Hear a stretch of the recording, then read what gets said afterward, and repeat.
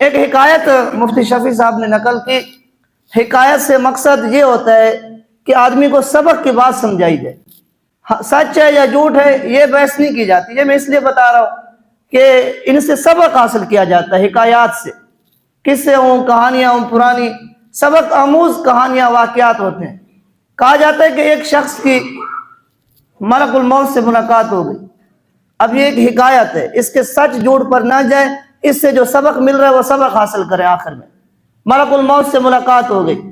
اس نے کہا، شخص نے کہا ملک الموت کو، میاں تمہارا تو عجیب معاملہ ہے کہ تم جب بھی آتے ہو بغیر بتائے، بغیر نوٹس دیے ہمارے گھر میں گھسے آتے ہو، کوئی اطلاع نہیں کرتے ہو، فوراً گھر میں آتے ہو اور روح قبض کر کے چلے جاتے ہو. تمہارا یہ معاملہ عجیب ہے.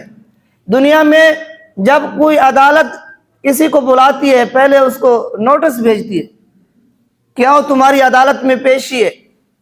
وہ شخص تیاری کر کے جاتا ہے مقدمہ لڑنے کے لیے. لیکن تمہارا معاملہ عجیب ہے، نہ دن دیکھتے ہو، نہ رات دیکھتے ہو، نہ صبح نہ شام، فوراً گھر میں چلے آتے ہو، جس کی روح قبض کرنی ہو روح قبض کر کے چلے جاتے ہو. تو ملک الموت نے جواب دیا کہ جتنے نوٹس میں بھیجتا ہوں اتنے دنیا کی عدالتیں بھی تمہیں نہیں بھیجتی. وہ شخص بڑا حیران ہوا، تم کون سے نوٹس بھیجتے ہو؟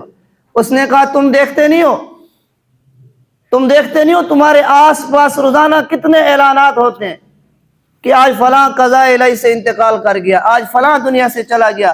یہ نوٹس تمہیں نظر نہیں آتے، تم دیکھتے نہیں ہو. تم بچپن سے جوان تھے، جوان سے تم بوڑھے ہوئے، اب تم بڑھاپے کی عمر پر پہنچ چکے ہو، تمہارے بال سفید ہو چکے ہیں. یہ میرا نوٹس ہے.